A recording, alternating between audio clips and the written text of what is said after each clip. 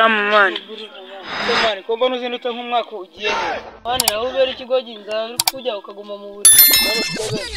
nabo ushaka akazi cyangwa ugiye kwiba nanjye kwiba se naho ko mfite ngiye ku ndege gushaka ikiyede mani ngiye ntago nasubira ku ndege mani wabuze nakwasura ku kiyede mani ngikorana n'umufunda bakamuhemba 5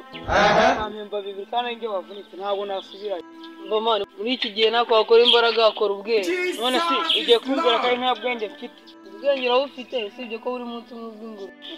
mani nawe ngaho uramutse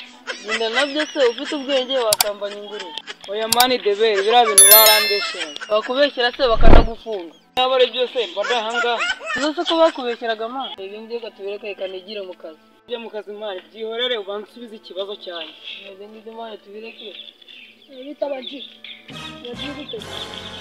abaji muri kuvugana ibiki ko murebana se ibyo mbabwiye murabishaka ngo se kidakwiye nkuru turutse he aho nurutse se harakureba subiza ikibazo niko debe nuko nafite amagambo menshi uramara iki cyana cyanshaka tubivemo mani ngwino mukuru karuba mari kiraka ngo tuze kumwibira ingurube aho ngaho wajyamo ngeze ku kiyede mani umva saho ubera ikigoye ari ukiyede no kwiba ingurube ikivunanye n'iki ndiko ubenge ari ingigo ariko se mani ko mutazo ngaho muri mubi ngo wadagere ka tumaze mani barabahabanye ko ziba wadagewe